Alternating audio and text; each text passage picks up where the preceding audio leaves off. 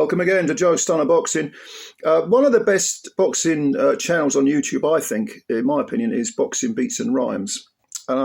Terrific channel. The guy knows his stuff. I've had the pleasure of being on his Hangouts a few times and, you know, real good boxing talk. And the guy really, he's very, very articulate, very eloquent about boxing and other things as well.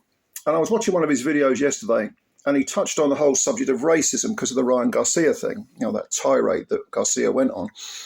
And he'd made some comments about it. And apparently some people had been sort of berating him for not being hard enough on racism or something of that description. And he was saying, look, back in the day, it was a lot worse. And he mentioned, you know, Windrush, the Windrush generation and what they had to go through and institutionalized racism, and particularly amongst the police and a number of other issues. And he said, all these kids who are having a go at me, I'm paraphrasing, obviously. He said, all these kids are having a go at me. You know, I was living it long before you were born. What are you talking about? Again, I'm paraphrasing, but that seemed to be his message. Beats, by the way, he's in his, I think, I'm 57. I think he's roughly the same age, or give or take a year or two, but we're the same generation. And I'm from London. I'm from North London, same as Beats. And I moved to South London because we got a flat on a Tulse Hill estate when I was still a kid. I think I'm about 8 or 9. So I lived in the north, and then I moved to the south, which was 70% black, you know, Afro-Caribbean, well, mostly Caribbean, people of Caribbean origin. And so I kind of, you know, I grew up around it, so to speak. And yes, he's absolutely right. It was terrible in those days. There was institutionalized racism. The Stop and Search came in, and you had the National Front, you had the British National Party, British movement later on. The National Front, I mean, if you want to know about, I'm not going to go into it all because this is a boxing channel and it's too long to talk about anyway, but if you want to Google a few names and read about them, one of the guys was a guy called A.K. Chesterton. Another guy was John Tyndall. Then you had, I think later on, Martin Webster came along. These were influential figures amongst the sort of neo-fascist organisations, various splinter groups who shot off. By the early 80s, the National Front had splintered off into all sorts of groups, but later on you did have Combat 18, sort of late 20th century, early 21st century, you know, which was a sort of paramilitary fascist group. And I, as a kid, you know, I was still 15, 16, 17. You know, I went on marches, anti-Nazi League marches, because it was the Anti-Nazi League and the National Front and British movement, and there was very a lot of violence between them. And there was Rock Against Racism. I've always been into music, so I'd go to those gigs. And trust me, those were scary times, especially if you were a kid like I was. I mean, I was just a skinny, lanky kid who was involved in, who wanted to be, you know, go to boxing, go to music gigs, and was anti-fascist. And they were scary places to be, trust me. Now, when I think about boxing, one boxing match that completely sums up that time perfectly for me, it's a brilliant fight, but it was shrouded in some real racial nastiness beforehand. And that was the fight between Mark Kaylor, a white guy from West Ham, and Errol Christie, black man. And the build-up to this fight was very nasty indeed. I think the National Front and the BNP or something, they were trying to get their claws into everything. They tried to get their claws into music, into sport, into everything. And they were because there was a lot of support for the Front in London, particularly the East End, working class East End, a lot of, you know, misguided nationalism and so on. And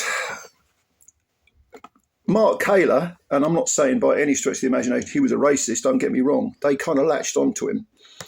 And in the opposing corner, you had Errol Christie, who had this brilliant amateur career, turned pro under the auspices of, I think he was a Duff fighter to start with, wasn't he? Yeah, and he was expected to be a world champ. In fact, he never even won an area title, but he was expected to be a world champ. He had a glittering amateur career. Where was he from? Was it? I think he was from Birmingham or someone else. Coventry, wasn't it? I think it was Coventry. I'll have to check on that. But anyway, the point I'm making is you had the white guy against the black guy, and various external forces were banging heads over support for their specific person. Now, what this overshadows is the fight itself, because the fight itself, it was an absolute classic. Like I say, Christie had beautiful skills as an amateur. As a pro, he looked fantastic until he bumped into a guy called Jose Says, who was really a light heavyweight. He was based in Belgium, and he knocked him out in a round, knocked him flat. Kaylor, these guys were middleweights, by the way. Kaylor, another one who was great things were expected of him. He got knocked out by a guy called Buster Drayton in the 7th round. And Drayton, in fact, was at the time considered a journeyman, but would go on to win the IBF light middleweight title and would have a pretty impressive run at 154 pounds. In fact, it took the thunderous punching Julian Jackson to take his title off him. Drayton was a very, very good fighter. Fight anyone, anytime, anywhere. He had a lot of losses, but he had a lot of very good wins as well. And he knocked out Kaylor. So you've got these two guys, and they're both supposed to be future champions, and they both got knocked out. So what do? A few fights later, they put them together in a British middleweight title eliminator. Before that, you had all the nonsense outside the ring, all the racism, all the white guy versus black guy, all that bullshit. So much so that Christie actually came to the ring. Him and his team had robes on with the word "peace" written on the back in big letters, "peace." And Kaylor, don't get me wrong, I'm not saying he was a racist at all. He had Jimmy Tibbs in his corner, and I think who else was in his corner? Terry Lawless, I think, was in his corner for the fight. Yeah, and of course, these aren't racist people. They've trained loads of black boxers and so on. So it was really external. The racism and the nastiness and the bigotry and the violence came from external forces. But anyway, you put these two guys together. They both had front-footed styles. Christie liked to pump the jab, but he was on the front foot and bring the right hand over. Both orthodox guys. In fact, their styles weren't that dissimilar. I mean, maybe Christie was a little bit slicker with the feet. But I don't know. I'm thinking back on it. Anyway, the point is, it was one of those fights that couldn't fail, and it didn't fail. Because in the first round, within 30 seconds, Christie's on the floor. I want to say it was a left hook, but don't quote me on that. Up he gets, looking very, very wobbly. Steadies himself on the ropes, turns around, straight at Kaylor. Kaylor's trying to finish him. Couple of minutes into the round, who goes on the floor from big right hand? Kaylor. So it's one knockdown each. He gets up. Christie's trying to finish him. Doesn't happen. Second round, give and take. This whole fight was give and take. You did not know, who was going to win this fight. And I'd wanted to go to this fight, but I didn't because I was just too concerned about all the shit that was going on, outside the ring. But I loved watching it back. It was a hell of a fight. Second round, give and take. Third round, Kaylor's on the floor again. I think it's another big right hand. Christie did like that big right hand, that overhand right, or straight right, cross, whatever you want to call it, backhand. Kaylor's on the floor. He gets up, and towards the end of the third round, having suffered his second knockdown, Kaylor shakes Christie, shakes him quite badly. So it is one of those give and take pendulum fights, one way, next one, Fourth round, same thing happens. Give and take, and then right at the end of the round, Christie gets shaken again quite badly. And you're thinking, by the way, there was some lovely bodywork from Kaylor going in, some good, solid, thudding individual body shots. Wonderful stuff. Fifth round, Christie seems to have recovered a bit. Again, both guys going forward, locking horns, grinding it out. Bang, bang, bang. You got to see this fight. It's on YouTube. Go and have a look at it. Just thinking about it now is making me it's thrilling to think about. Fifth round, yeah, give and take. Sixth round, I think from the sixth round, one of the middle rounds, you're getting the impression that Kaylor's taking over. And then Christie would come back and would land his own big rights. And you're thinking Christie's beginning to unravel a bit here. And then he'd come back and you think, oh, hang on, he's got something left and blah, blah. Anyway, in the 8th round, the fight ended because I think it was quite deep into the round, if I remember right, the 8th round. Kaylor landed a big right hand and threw, I don't know whether the left hook connected. There was a left hook in there as well. And Christie fell forward face first. He always had a China chin, Errol. I mean, I loved his skills, but he couldn't take a wallet. He crawled to his corner, hurled himself up on the ropes, but the referee counted him out, and it was over. But what a brilliant fight! A brilliant fight.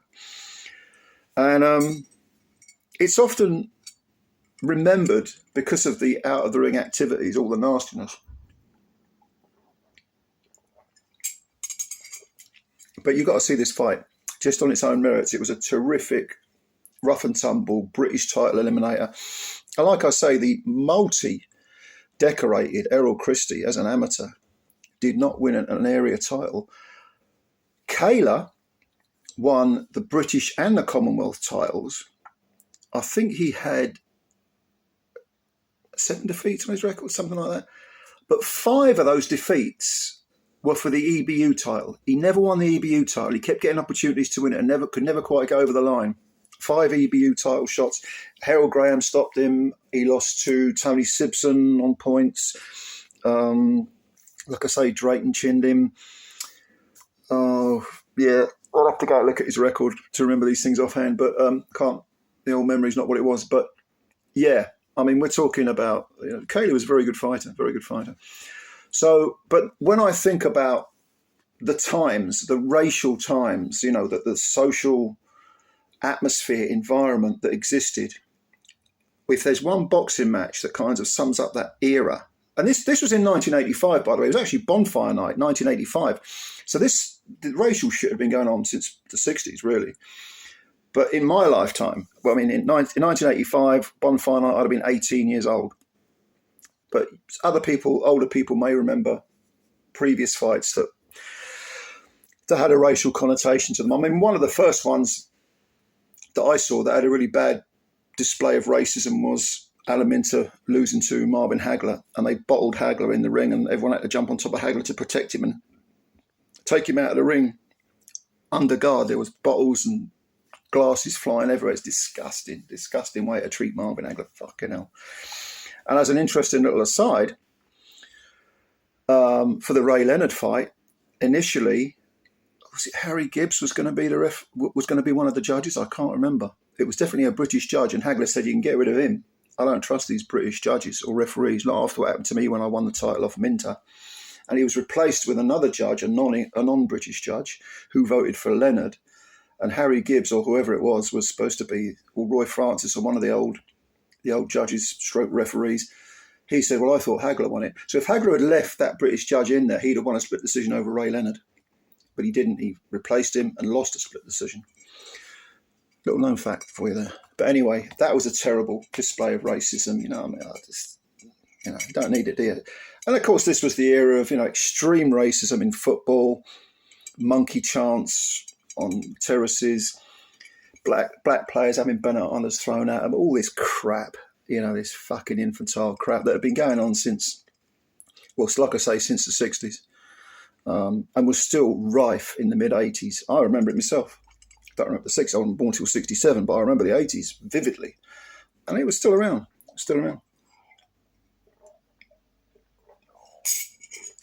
So yes, the moral of the story is, does racism exist today? Of course it does. You never get rid of it. You never get rid of ignorance. You never get rid of bigotry. You never get rid of nastiness. You never get rid of stupidity. It's always going to be there. But are things generally better now? Generally better. If you've lived it, 100%. 100% better. Work to be done, definitely. But no fucking 25-year-old is going to tell a man in his 50s or a woman in her 50s who's seen it and maybe lived it, that they're ignorant because they're not doing enough. And sit down, close your mouth, open your ears and listen to experience. So Yeah. Big up what Beats said, basically. What he said. I agree with it. All right. So go and have a look at that fight. It's a brilliant fight. Have a look, see what you think, and leave your comments below. If you enjoyed this video, please subscribe to the channel and like the video if you liked it. And if you didn't like the video, hit the like button anyway, because it's good. It's good for your karma. You know what I mean? And I'll get you later. All right. Thank you very much. Bye for now.